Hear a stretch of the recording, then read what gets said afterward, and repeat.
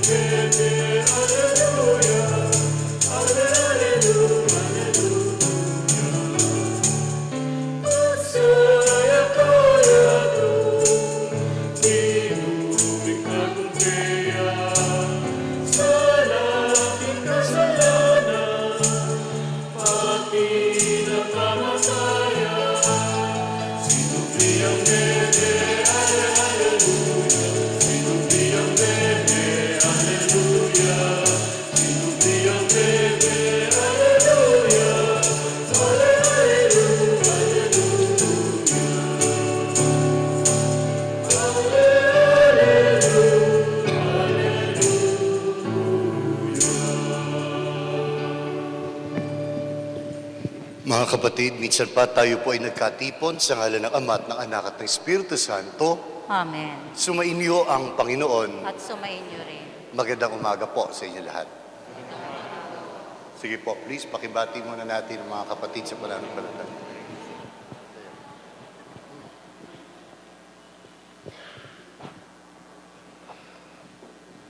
Ang paniniwala ni Tomas ay nauwi sa pag-aalay ng kanyang buhay.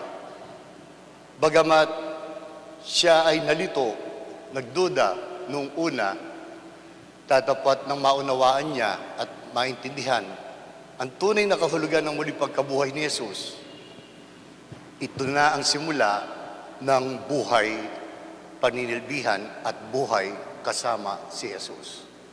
Pakiyuko sandali ang iyong ulo at ating makakamtan ang banal na awa ng Diyos Ama sa pamamagitan ng pagtanggap sa mga makatao nating kahinaan na totoong hindi natin malalaman at maintindihan ang lahat dahil ang Diyos lamang ang tunay na may kaalaman. Hilingin natin ang kapatawaran, lalong-lalo na sa mga pagkakataon. Hindi natin maipaubaya sa Kanya ang mga bagay na hindi abot ng ating mga isipan at ng mga kalooban.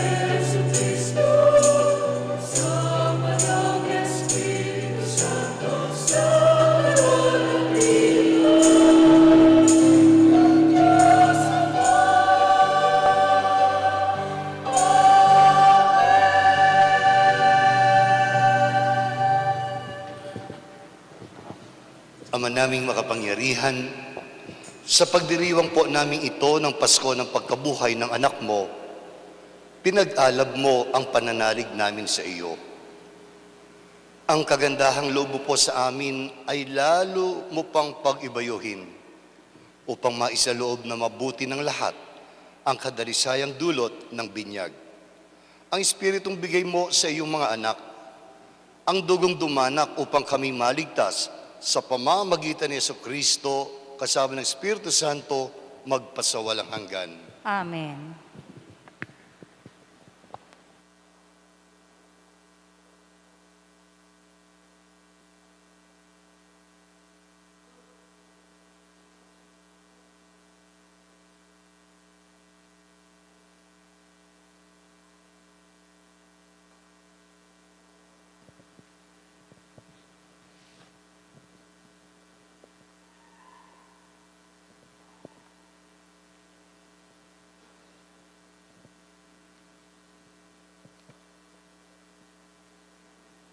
Pagbasa mula sa mga gawa ng mga apostol. Nagkaisa ang damdamit isipan ng lahat ng sumasampalataya at di tinuturing ni numan na sarili niya ang kanyang mga ari-arian, kundi para sa lahat. Ang mga apostol ay patuloy na gumagawa ng kababalaghan at nagpapakatotoo sa muling pagkabuhay ng Panginoong Hesus. At ibinuhos ng Diyos ang kanyang pagpapala sa kanilang lahat. Walang nagdarahop sa kanila, sapagkat ipinagbibili nila ang kanilang lupa o bahay. At ang pinagbibilhan ay binibigay sa mga apostol. Ipinamamahagi naman ito ayon sa pangailangan ng bawat isa. Ang salita ng Diyos. Salamat sa Diyos. Butihin po'y purihin, pag-ibig niya'y walang maliw. Butihing puoy purihin, pag-ibig niya'y walang maliw. O pasalamatan ang Diyos na Panginoon, pagkat siya'y mabuti. Ang kanyang pag-ibig ay nakapagtatatag at mananatili ang mga taga-Israel. Bayaang sabihit kanilang ihayag, ang pag-ibig ng Diyos ay hindi kukupas. Butihing puoy purihin, pag-ibig niya'y walang maliw. Ang lakas ng poon ang siyang nagdulot ng ating tagumpay sa pakikibaka sa ating kaaway. Aking sinasabing di ako papanaw, mabubuhay ako, upang isalaysay ang gawa ng Diyos na Panginoon ko. Pinagdusa ako at pinarusahan ng labis at labis, ngunit ang buhay ko'y di niya pinatid. Butihing puoy purihin, pag-ibig niya'y walang maliw. Ang batong nakatakwil nang nangagtayo ng tirahang bahay, sa lahat ng bato'y higit na mahusay ang lahat ng ito. Ang nagpamalas ay ang Panginoong Diyos. Kung iyong mamasdan, kalugod-lugod o kahanga-hanga, ang araw na ito, ang Diyos ang nagbigay, tayo'y magalak, aking ipagdiwang. Butihing puoy purihin, pag-ibig niya'y walang maliw.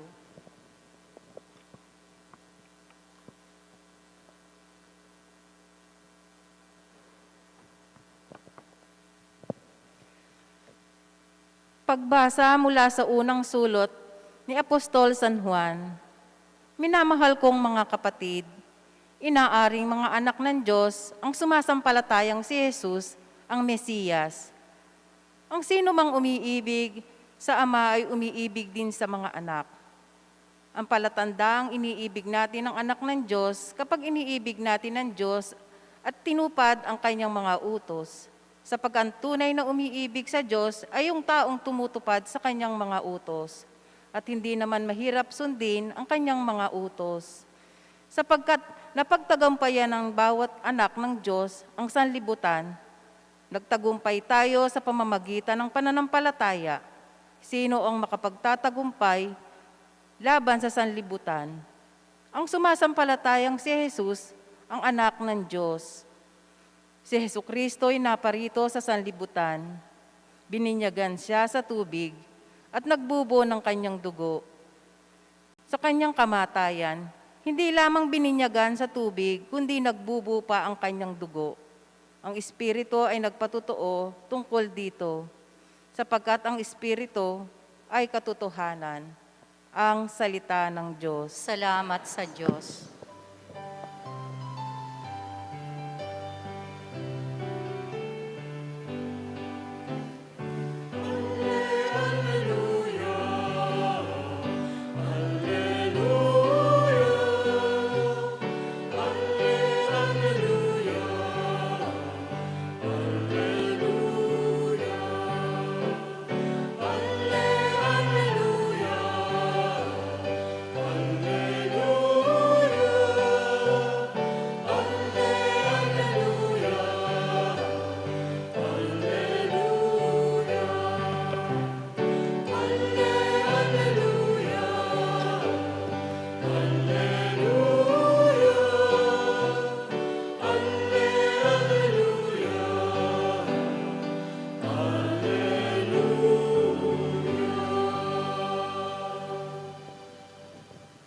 Sumainyo ang Panginoon, At sumainyo rin. ang mabuting balita ng Panginoon ayon kay San Juan.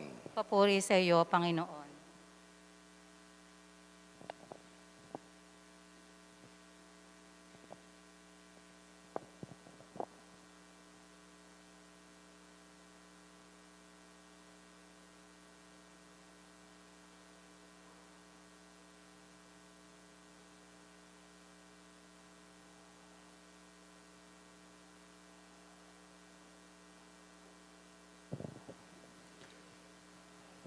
Kinagabihan ng linggo ding iyon, ang mga alagad ay nagkakatipon.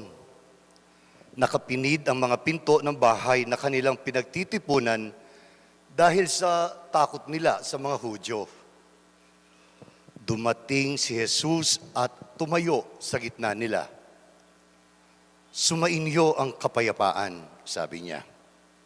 Pagkasabi nito, ipinakita niya ang kanyang mga kamay at ang kanyang tagiliran. Tuwang-tuwa ang mga alagad nang makita ang Panginoon. Sinabi na naman ni Jesus, sumainyo ang kapayapaan. Kung paanong sinugo ako ng Ama, gayon din naman, sinusugo ko kayo. Pagkatapos, sila'y hiningahan niya at sinabi, tanggapin ninyo ang Espiritu Santo. Ang patawarin ninyo sa kanilang mga kasalanan ay pinatawad na nga. Ang hindi ninyo patawarin ay hindi nga pinatawad. Ngunit si Tomas, na tinaguri ang kambal, isa sa 12, ay wala roon nang dumating si Jesus. Kaya sinabi sa kanya ng ibang alagad, nakita namin ang Panginoon. Sumagot si Tomas, hindi ako maniniwala hanggat hindi ko nakikita ang butas ng mga pako sa kanyang mga kamay at naisusuot dito ang aking daliri at hanggat hindi ko naipapasok ang aking kamay sa kanyang tagiliran. Makalipas ang 8 araw, muling nagkatipon sa loob ng bahay ang mga alagad. Kasama na nila si Tomas. Nakapinid ang mga pinto, ngunit pumasok si Jesus at tumayo sa gitna nila. Sinabi niya, sumainyo ang kapayapaan. At noon sinabi kay Tomas, tingnan mo ang aking mga kamay at ilapit dito ang iyong daliri. Ipasok mo ang iyong kamay sa aking tagiliran. Huwag ka nang mag-alinlangan, maniwala ka na. Sumagot si Tomas, Panginoon ko at Diyos ko. Sinabi sa kanya ni Jesus, naniniwala ka na ba sapagkat nakita mo ako? Mapapalad ang mga naniniwala kahit hindi nila ako nakita. Marami pang kababalaghang ginawa si Jesus na nasaksihan ng mga alagad, ngunit hindi natatala sa aklat na ito. Ang mga natala rito'y sinulat upang sumampalataya kayong si Jesus ang Mesiyas, ang anak ng Diyos. At sa gayoy, magkaroon kayo ng buhay sa pamamagitan niya. Ang mabuting balita ng ating kaligtasan. Pinupuri ka namin, Panginoong Hesukristo.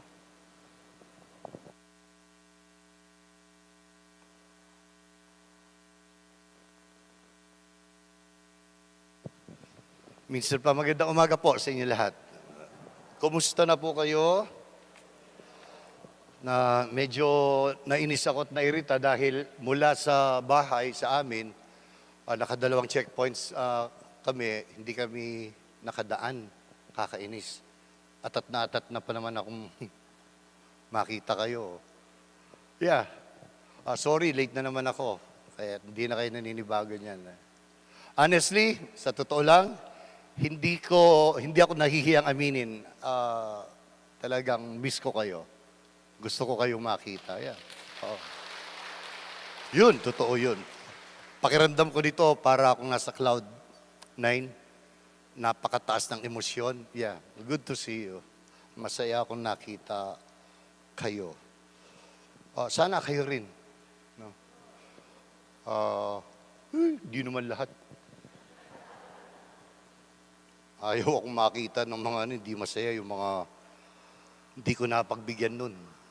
Di ba? Di naman lahat. Gusto akong makita eh. Lalo na yung may utang sa akin. Di lahat.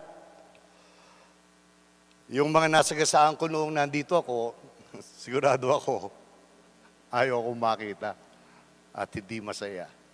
Yeah. Pero alam ko lang, ang isang katotohanan, tayong lahat ay masaya.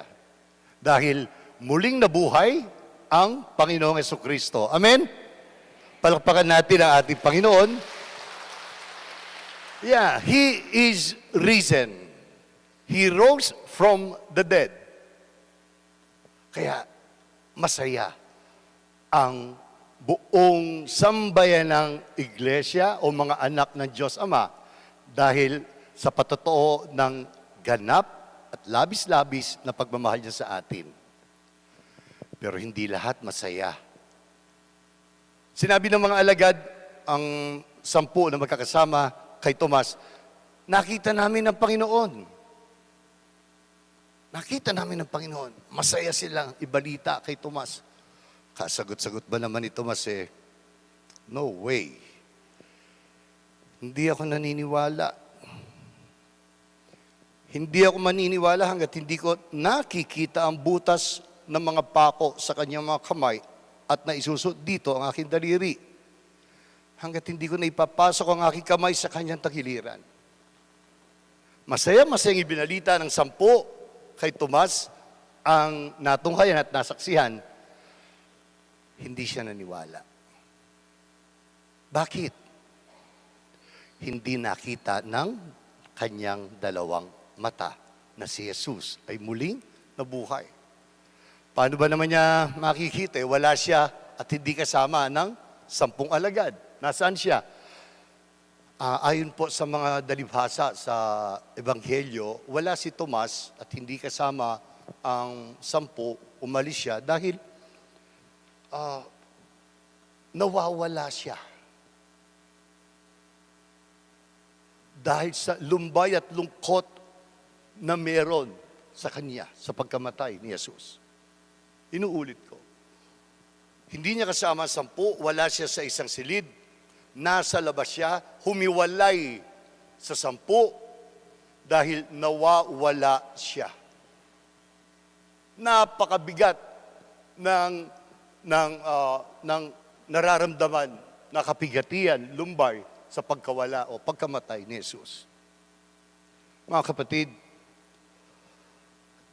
bibigyan nating kulay ang tunay na kahulugan ng muling pagkabuhay. Tinanong ko po kayo kanina, masaya ba tayo sa muling pagkabuhay ng ating Panginoon Kristo? Sagot? Siyempre naman, masaya. Paano? Talakayin natin ang iilang punto na maaaring mahango kay Tomas. Una, ipinapahiwatig sa atin sa anumang problema, meron kang makakasama. At hindi ka kailanman nag-iisa. Kaya't makiisa at makisama sa iba. Huwag humiwalay kung nalulumbay. Inuulit ko. The first point that our gospel has for us, na baunin natin, sa mga problema ng buhay, mayroon kang makakasama. Hindi ka mag-iisa at nag-iisa. Kaya't makiisa ka at makisama sa iba. Huwag humiwalay tuwing ika'y nalulumbay. Amen? Mga kapatid, ang 11 alagad ni Jesus ay nalungkot sa kanyang pagkamatay at pagpanaw. Silang lahat.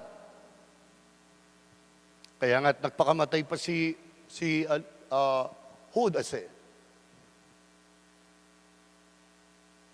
Malalim ang dulot na sakit sa pagkamatay ni Jesus. Silang lahat.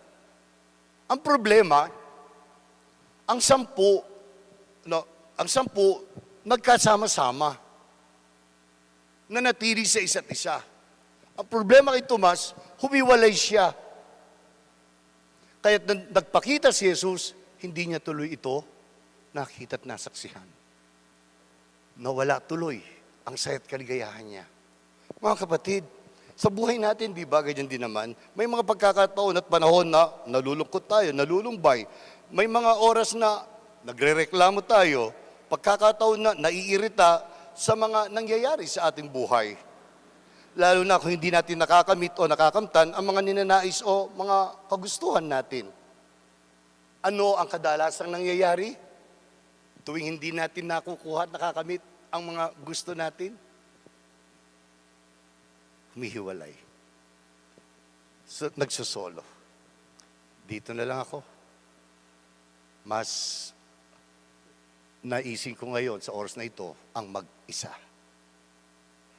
Sa aking pag-iisa, mararamdaman ko pa ang tunay na lalim ng mga kalungkutan ng buhay. Mga kapatid, sa ating pananampalataya sa Diyos Ama, sabi po ng classmate ko, elementary, Among, sabi niya, pasan ko daigdig ngayon, may 3 anak, hiwalay sa asawa, lahat. Lahat. Hindi lang one after the other ang problema ko, patong-patong. Hindi ko na kaya, sabi niya. Hindi ko na kayang buhatin ang lahat. Pabiro, sabi ko, sino bang nagsabing kailangan mong buhatin mag-isa? Binigyan ka ng Diyos Ama ng makakasama. Ang unang putong ipinapaabot sa atin tuwing kayo nalulukot, nalulumbay, naiirita o tila mga pangarap mo hindi nakakamit o hindi nagiging malinaw, sinasabi ng ating banal na pagbasa ngayong 2 linggo ng kanyang muling pagkabuhay, mayroon kang mga taong makakasama. Makiisa ka, makisama ka sa iba. Sa pagkikisama at pakikisa sa iba, dito lilitaw, uusbong, dito makikita ang tinatawag nating bonding. Bonding. Tignan nyo ang 10. Hindi lang sila nagsama noong masaya sila nung buhay pa si Jesus. Nagkasama pa rin sila kahit siya'y wala na. Takot nga lang. At least pare-pareho silang natatakot. Ang naging problema lang po ni Tomas, masyadong dinibdib, nag-isa, sinarili ang kalungkutang damang-dama niya sa pagkawala ni Jesus. Oo nga naman. Ipinapaabot sa atin, ako, ikaw, tayong lahat, may mga problema at may mararanasan pang mga problema na magdudulot sa atin ng kalungkutan. Pero huwag tayong mag-alala. We should not segregate and separate ourselves from the rest. Bakit?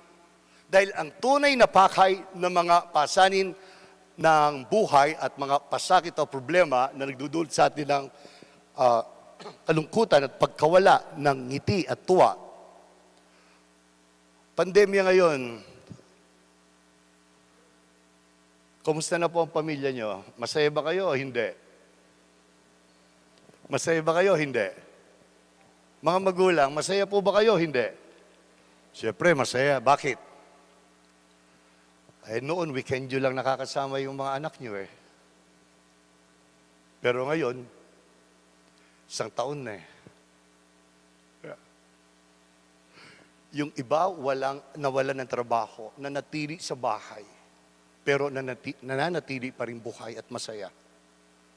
Lumilitaw na hindi pera ang tunay na halaga ng buhay. Kahit nawalan po pala ako ng trabaho, sabi ng isa, kahit ako po pala yung breadwinner sa amin, napakasarap pala na makita, makilala, makasama ang mga mahal sa buhay. The quality of being with your loved ones. Amen? Tingnan niyo po yan. Yung iba nalulungkot. Yung iba nawawalan na ng pag-asa. Kaya kadalasan, nasa tabi na lang. Nagmumukmok. Sinasabi ng ating banal na pagbasa, makisama ka, makiisa ka. Dahil may magandang kahihinatnan ang mga problema at mga lungkot sa buhay. O kaya, hindi lang yung nawalan ng trabaho, nagkaroon ng bonding sa pamilya. Sa Misa, salamat po. Pero unfortunately, sa ibang barangays, wala yatang Misa ngayon dahil mayroong mga cases, no? Anyway, tingnan nyo po, hinahanap nyo ba ang pagpasok sa loob ng simbahan o bahay dalanginan? Hinahanap nyo ba ang pagsisimba o hindi? Hinahanap. Bakit? Bakit?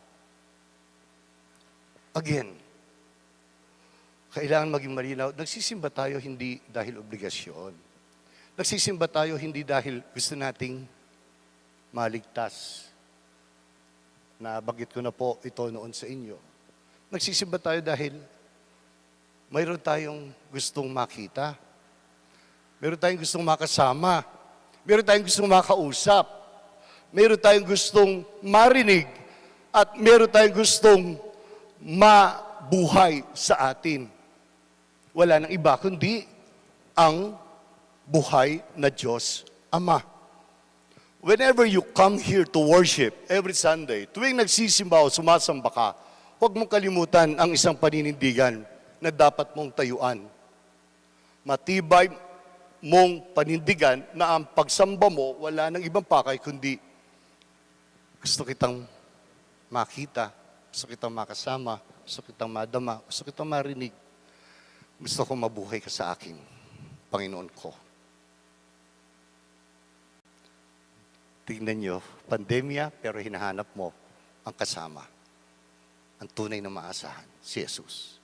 Kaya wag mong isipin na pandemya naman kahit di muna ako magsimba. No. Isang taon naman wala nang ginawa, wala yatang magagawa gobyerno natin Huwag.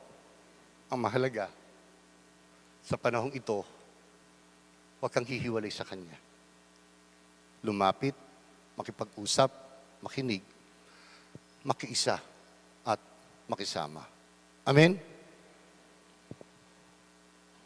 Kaya, ang mga paninindigan natin sa buhay, sa mga problema, ay makikita natin ang tunay nating pagkatao. Problems in life define us. Define who we are. And define what values we're clinging on. Opo.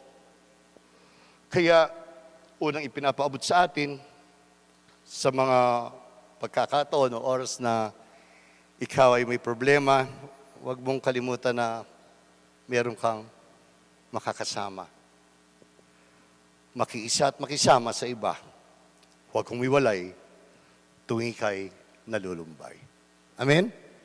Kalawa, ang ipinapaabot sa atin, nagduda nga ba si Tomas? Oo. Ala namang masama kung nagduda siya Sino ba ang sa atin nandito ngayon na hindi nagduda sa buhay?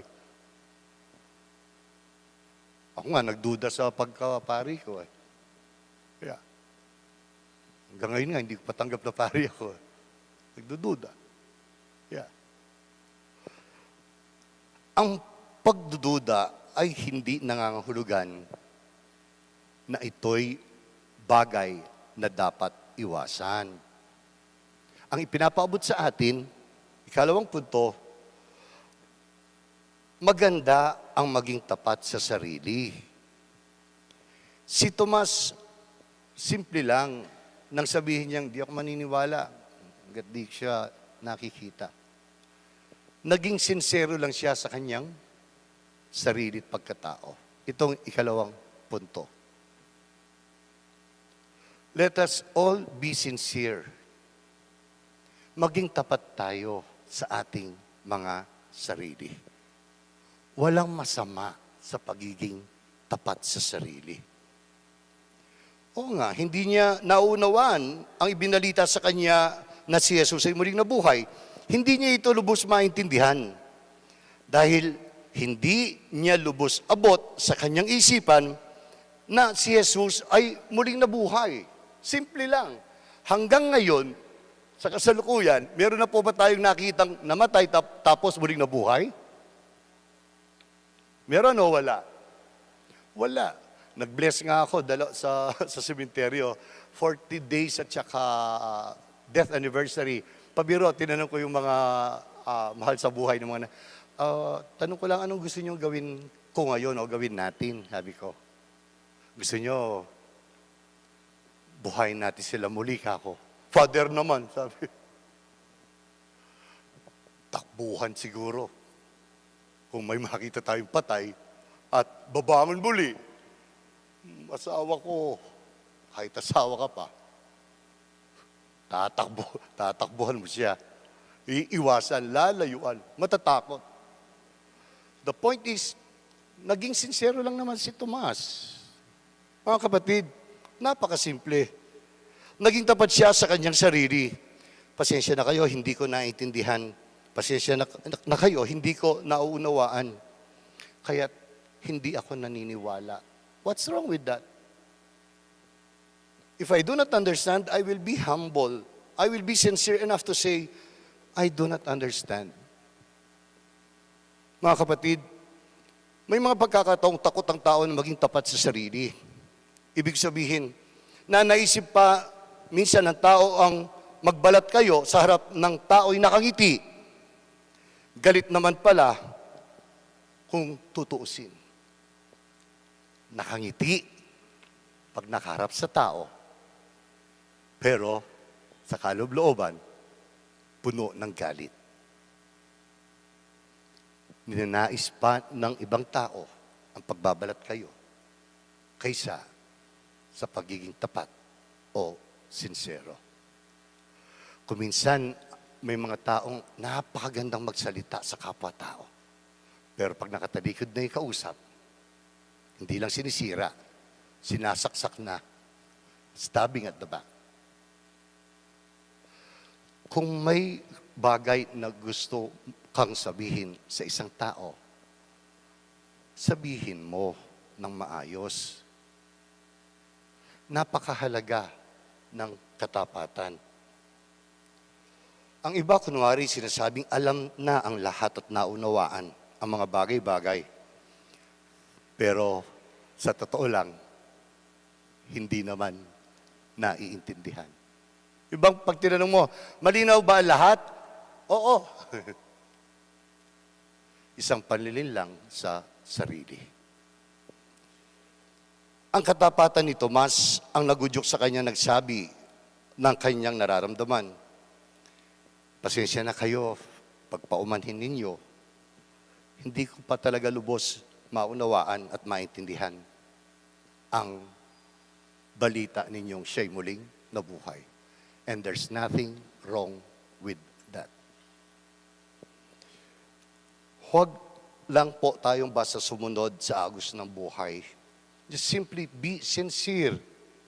If you do not understand, say you do not understand. If you do not believe, just simply say, sorry, hindi ako naniniwala. If you do not agree, say it. I do not agree. Hikapapangan may kasabihan, tangong basti, bang agad, mikawani. But the real point and the depth of the experience of Thomas, it imparts to us the value of loving oneself by means of being sincere. Isang katapatan sa sarili ang pagtanggap sa katotohanan hindi natin maaaring malaman at maunawaan ng lahat. Uulitin ko, mahalaga ito. Isang katapatan sa sarili, nagiging sincere tayo sa ating sarili. Ang pagtanggap sa katotohanan hindi natin maaaring malaman at maunawaan ng lahat. Pakinggan natin muli ang banal na pagbasa. Sabi, marami pang kababalaghang ginawa si Jesus na nasaksihan ng mga alagad. Ngunit hindi natatala sa aklat na ito. Ang mga natala rito'y sinulat upang sumampalataya kayong si Jesus, ang Mesiyas, ang anak ng Diyos. Napakaliwanag, napakalinaw. Ang lahat hindi nasusulat sa Ebanghelyo. Ang lahat hindi nasusulat ang tungkol kay Jesus. Ang lahat hindi nasusulat ang tungkol sa pagka-Diyos ng ating amang sinasamba. Kaya ang pagiging tapat sa sarili ay isang pagtanggap sa kapwa-tao. Inuulit ko, ang pagtanggap sa katotohanang ako, ikaw, ay may mga limitasyon at hindi natin malalaman ng lahat. Sa pagiging tapat natin, wala na po tayong ibang tinatanggap, kundi ang buhay at pagkatao ng bawat isa sa atin. Isang tanong, isang sagot.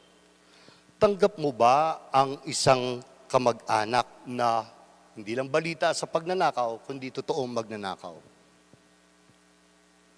Tatanggapin mo ba ang taong ito o hindi? Huwag niyo nang sagutin. Pero bakit sinasabi ni Jesus, ang lahat ay pagkalooban at bigyan ng dangal, respetuhin? Saan po natin hahanapin ang katotohanang kailangan yakapin at mahalin ng mga taong ito? Napakahirap. But for Thomas, simple lang. Naging tapat siya. Hindi ko alam ang lahat. Ito ang totoo. At ito ang pagiging totoo sa aking sarili. Amen? Kaya't kung may mga tanong ka na hindi mo masagot-sagot, sinong lalapitan mo?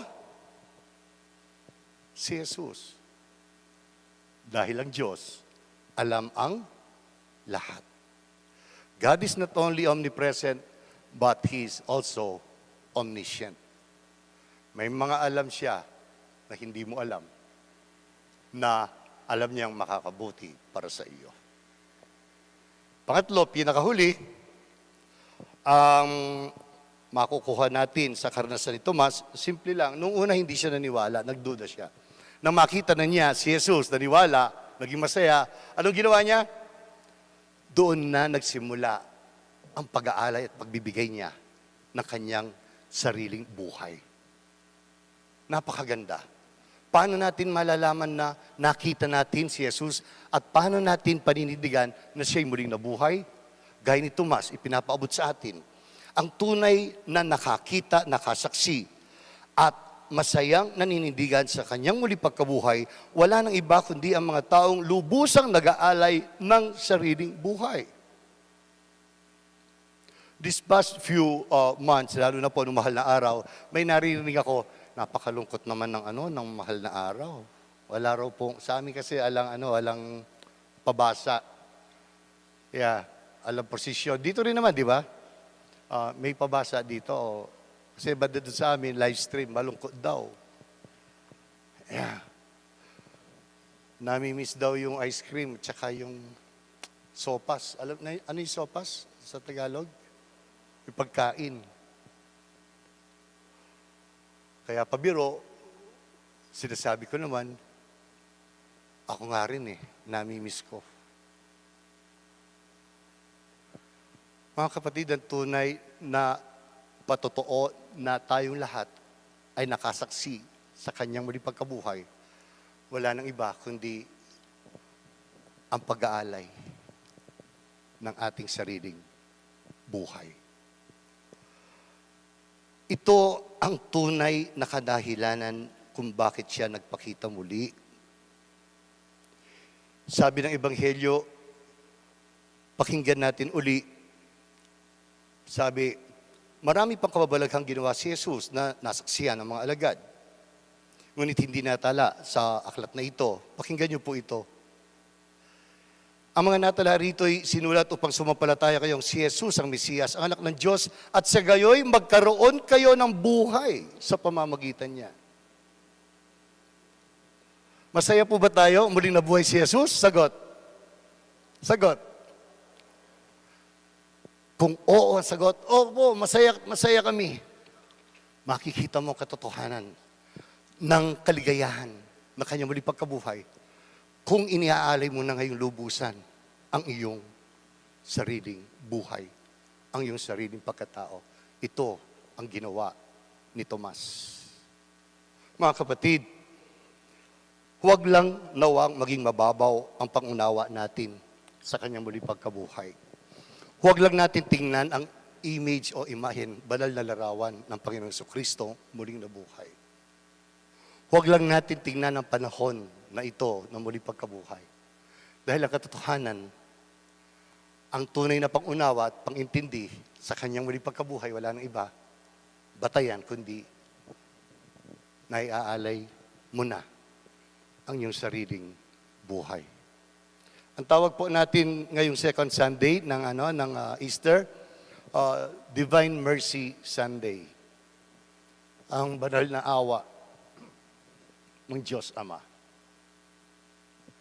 Kaya sa pagkakataong ito, bilang pagtatapos, ngayong ikalawang linggo ng kanyang muling pagkabuhay, tunay nga nating maintindihan ito pagkatapos ng banal na misa, hindi lang sa oras na ito. Kung mayroon pa sa iyong mahal sa buhay, kadugo, kamag-anak, na hindi mo pa rin matanggap dahil sa pagkakamali, now it's the time to prove to yourself that Jesus had risen from the dead. Puntahan mo siya pagkatapos ng banal na misa ito. Magiging totoong buhay si Jesus. Kung may mga tao na hindi mo pa rin matanggap hanggang ngayon, please, sinasabi ni Tomas, ibigay mo na ang awa ng Diyos Ama sa pamamagitan ng buhay ng Panginoong Jesucristo. Mga kapatid, heto, si Tomas, nung una, may katigasan ng ulo. Pero nung maunawaan niya lahat, naging tapat siya sa sarili hanggang sa ibigay niya ang kanyang buhay para sa Diyos Ama. Masaya akong makita kayo, pero higit na masaya ako dahil makikita na natin totoo ang muling nabuhay na Panginoong Jesucristo ngayon at magpasawalang hanggan. Amen. Minsan pa magandang umaga sa ating lahat. Pagpalain tayo ng ating Panginoong Jesucristo. Palakpakan natin ang ating Panginoon. Magsitayo na kayo ngayon at ating ipahayag ang ating pananampalataya, tayong lahat. Sumasampalataya ako sa Diyos amang makapangyarihan sa lahat, na may gawa ng langit at lupa. Sumasampalataya ako kay Jesucristo, iisang anak ng Diyos, Panginoon nating lahat. Nagkatawang tao siya, lalang ng Espiritu Santo, ipinanganak ni Santa Mariang Birhen, pinagpakasakit ni Poncio Pilato, ipinako sa krus, namatay, inilibing, nanaog sa kinaroroonan ng mga yumao, nang may ikatlong araw na buhay na maguli, umakyat sa langit, naluluklok sa kanan ng Diyos amang makapangyarihan sa lahat. Doon magmumulang paririto at huhukom sa nangabuhay at nangamatay na tao. Sumasampalataya naman ako sa Diyos Espiritu Santo, sa banal na simbahang katolika, sa kasamahan ng mga banal, sa kapatawaran ng mga kasalanan, sa pagkabuhay na muli ng nangamatay na tao, at sa buhay na walang hanggan. Amen. Mga kapatid, taglay ang pagtitiwala. Dumulog po tayo sa ating Diyos na lubos ang awa at pag-ibig sa atin. Panginoon ng awa, dinggin mo kami. Panginoon ng awa, dinggin mo kami.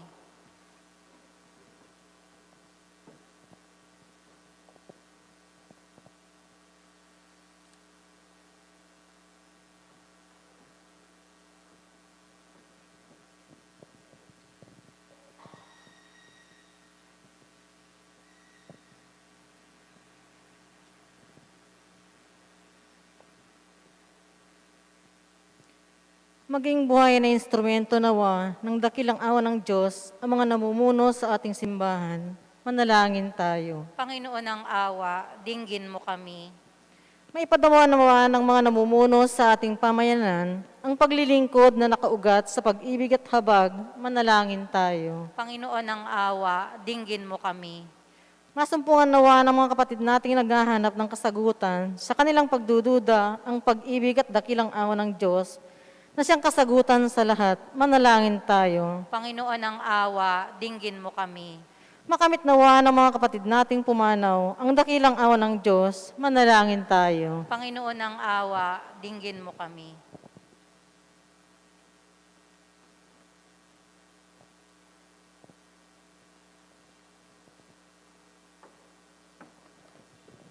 Pakiyuko, minsan pang yung ulo at sa katahimikan, hilingin mo na ngayon ang iyong sariling pangangailangan.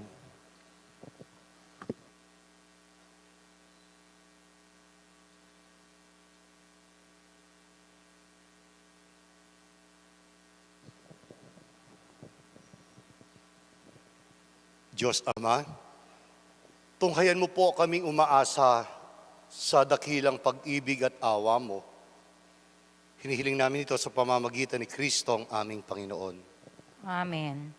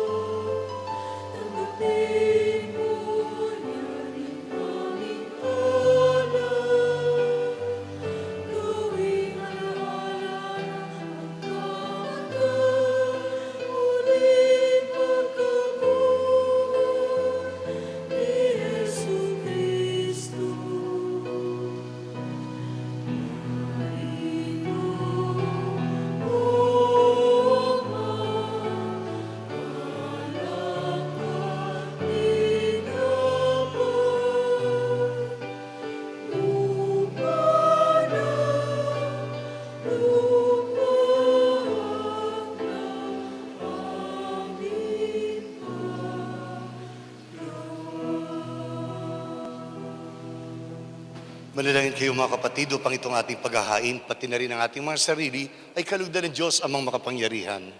Tanggapin nawa ng Panginoon itong paghahain sa iyong mga kamay, sa kapurihan niya at karangalan, sa ating kapakinabangan at sa buong sambayanan niyang banal.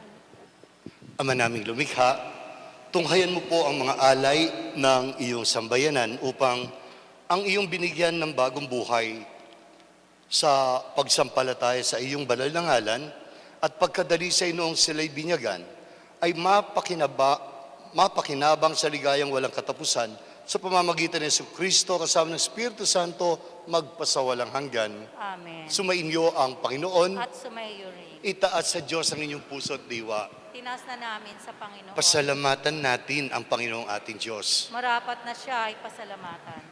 Ama naming makapangyarihan, tunay ngang marapat na ikaw ay aming pasalamatan. Ngayong ipinagdiriwang ang muling pagkabuhay ng iyong bugtong na anak, ang maamong tupa na tumubos sa aming lahat.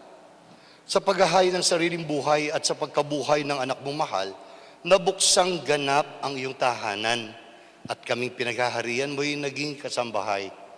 Sa pagkamatay niya sa krus, nalupig na ang kamatayan. Sa kanyang pagkabuhay, naging buhay siya ng tanan. Kaya kaisa ng mga anghel ang sisiyawit ng papuri sa iyo nang walang humpay sa kalangitan, kami nagbubunyi sa iyong kadakilaan.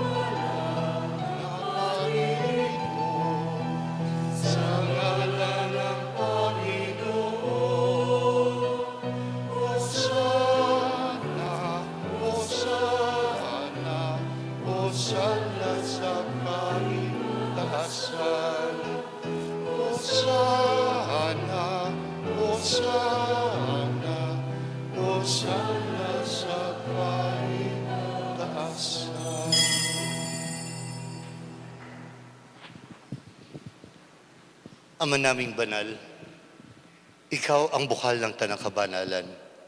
Kahit sa pamamagitan ng iyong Espiritu, hinihiling po namin na gawin mong banal ang mga kaloob na ito upang para sa aming mga anak mo, ito'y maging katawan at dugo ng aming Panginoong Jesucristo. Bago niya pinagtiis ang kusang loob na maging handog, hinawakan niya ang tinapay, pinasalamatan kanya, pinaghati-hati niya iyon, iniabot sa kanyang mga kaibigan at sinabi, tanggapin ninyong lahat ito at kanin. Ito ang aking katawan na ihahandog para sa inyo.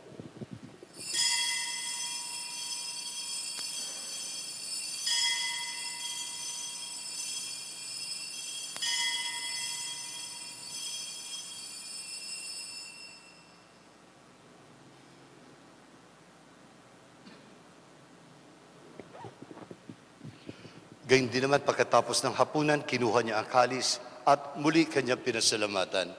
Ibinigay ang kalis sa kanyang mga kaibigan at sinabi, tanggapin ninyo lahat ito at inumin. Ito ang kalis ng aking dugo, ng bago at walang hanggang tipan. Ang aking dugo na ibubuhos para sa inyo at para sa lahat sa ikapagpapatawad ng mga kasalanan. Gawin ninyo ito bilang pag-alaala sa akin.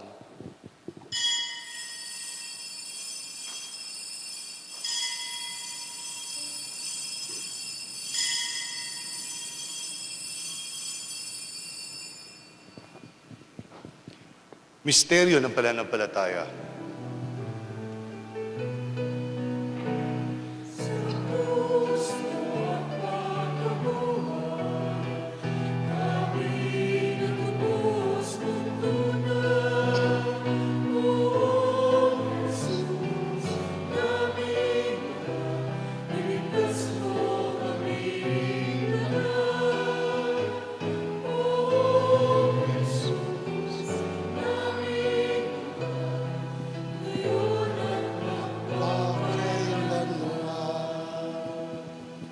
Ama, ginagawa po namin ngayon ang pag-alala sa pagkamatay at muling pagkabuhay ng iyong anak.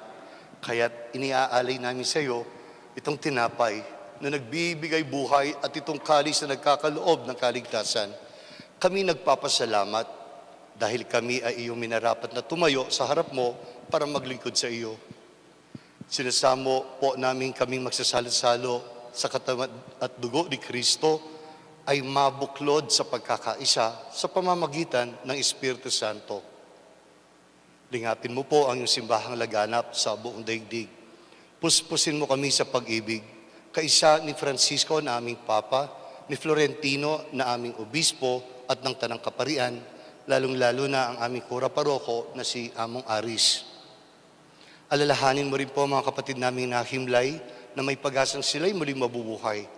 Gayun din ang lahat ng mga pumanaw. Kaawaan mo sila at patuloyin sa iyong kaliwanagan. Kaawaan mo kaming lahat at pagindapating makasalo sa buhay na walang wakas. Kaisa ng mahal na Birheng Maria, ang Ina ng Diyos, kaisa ni San Jose, ang kanyang banal na esposo, kaisa ng mga apostol at lahat ng mga banal na namuhay dito sa daigdig ng kalugod-lugod sa iyo. Maipagdiwang nawa namin ang pagpupuri sa ikararangal mo sa pamamagitan ng iyong anak na aming Panginoong Kristo. Sa pamamagitan ni Kristo, kasama niya at sa Kanya, ang lahat ng parangal at papuri ay sa iyo, Diyos, sa mga makapangyarihan, kasama ng Espiritu Santo, magpasawalang hanggan.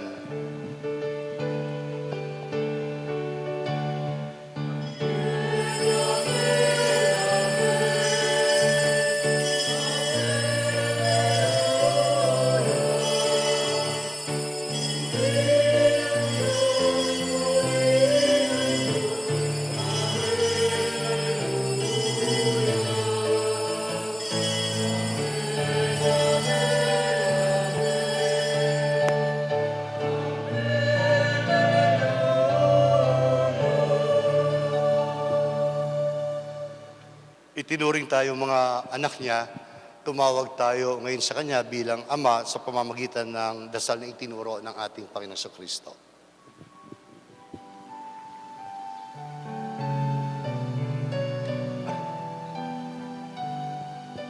Tayong lahat. Ama namin, sumasalangit ka, sambahin ang ngalan mo, mapasa amin ang kaharian mo, sundin ang loob mo dito sa lupa para ng sa langit. Bigyan mo po kami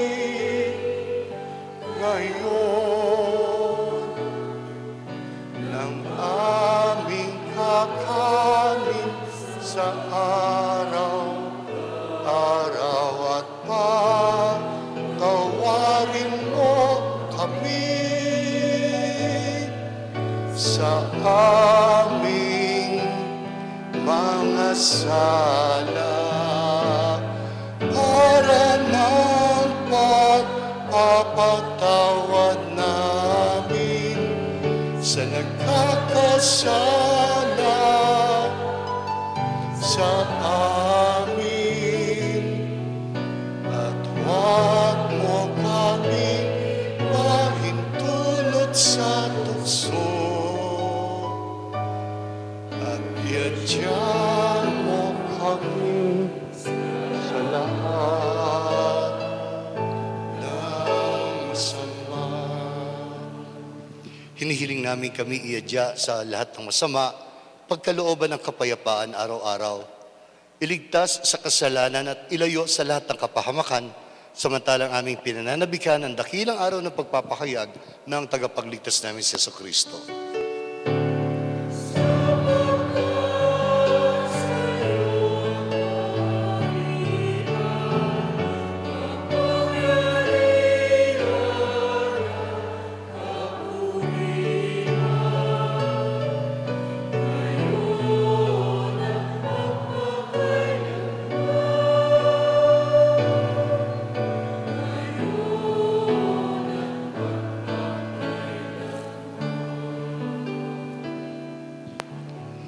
Panginoong Jesucristo, sinabi mo sa iyong mga apostol, kapayapaan ang iniiwan ko sa inyo, ang aking kapayapaan ang ibinibigay ko sa inyo.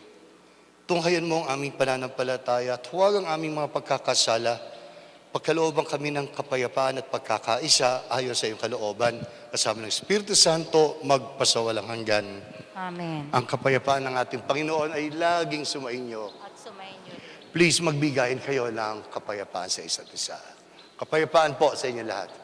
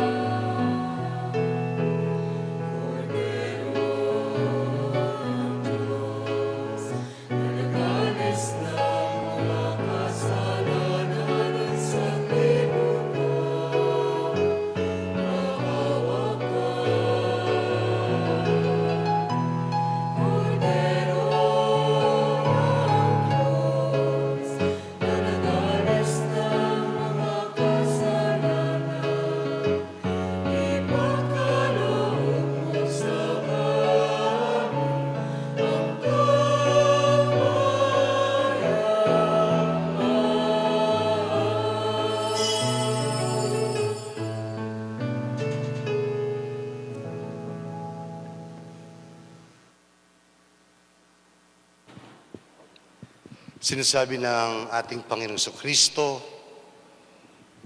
halika, ako ay iyong hawakan.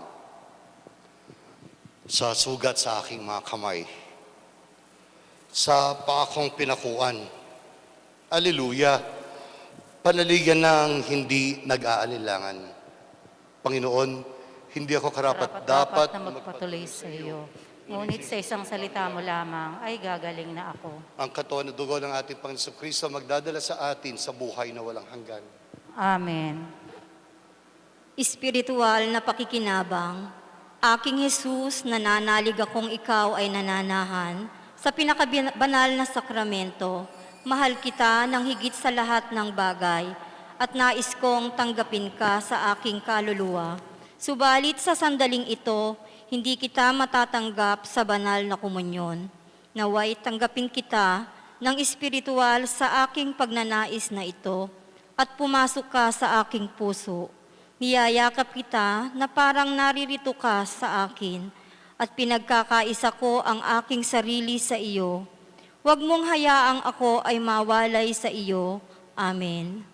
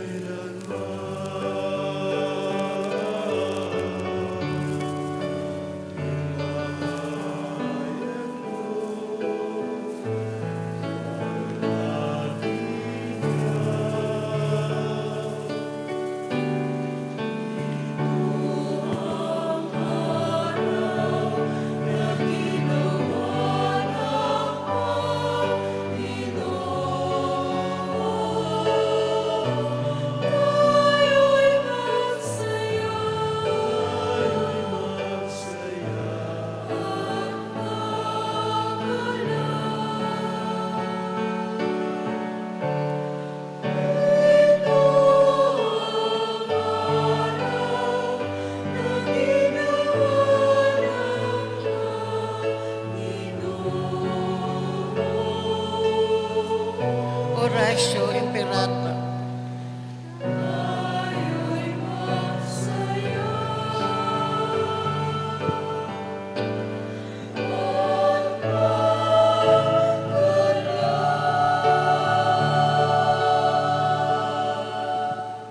Magsiluhod po tayo.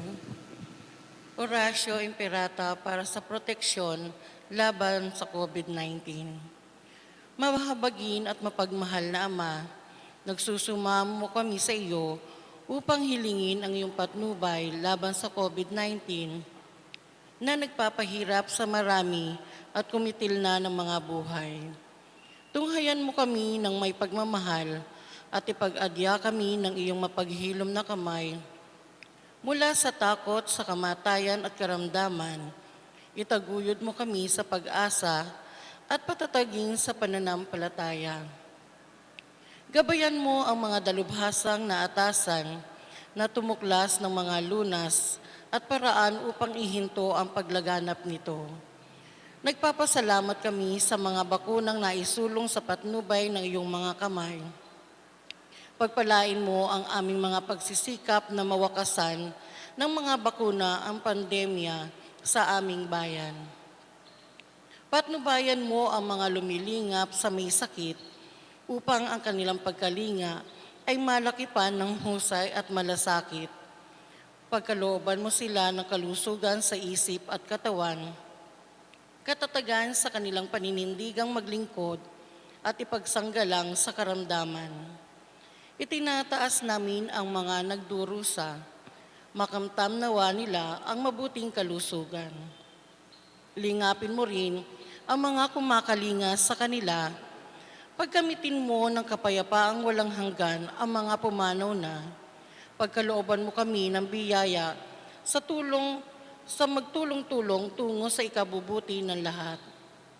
Pukawin sa aming pagmamalasakit sa mga nangangailangan. Sa pagdamay at malasakit namin sa bawat isa, malampasan nawa namin ang krisis na ito at lumago sa kabanalan at pagbabalik loob sa iyo. Hinihiling namin ito sa pamamagitan ni Jesucristo na nabubuhay at naghaharing kasama mo at ng Espiritu Santo, iisang Diyos magpasawalang hanggan. Amen. Dumudulog kami sa iyong patnubay, mahal na Ina ng Diyos. Pakinggan mo ang aming mga kahilingan sa aming pangangailangan at ipag-adya mo kami sa lahat ng kasamaan, maluwalhati at pinagpalang Birhen. Amen. San Rafael Arcangel, San Roque, San Lorenzo Ruiz, San Pedro Calungsod, San Padre Pio ng Pietrelcina, San Juan Pablo II, Santa Madre Teresa, San Serapion, San Pedro Nolasco, San Jose, Ina namin at Pintakasi, Nuestra Señora de la Merced, ipanalangin mo kami.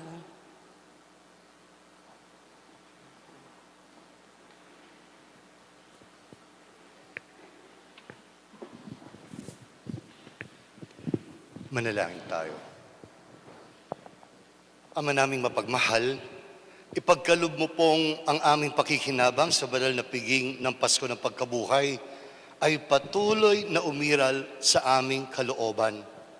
sa pamamagitan ni Kristo kasama ng Espiritu Santo, magpasawalang hanggan. Amen. Sumainyo ang Panginoon. At sumayin niyo rin. Mga kapatid, paniwalaan nyo at tanggapin na ngayon ang pagpapala ng Diyos Ama, ng Diyos Anak, at ng Diyos Espiritu Santo. Ang ating banal na misa ay tapos na. Humayo kayo sa kapayapaan ng ating Panginoon Kristo muling nabuhay. Alleluia, alleluia. Salamat sa Diyos. Diyos.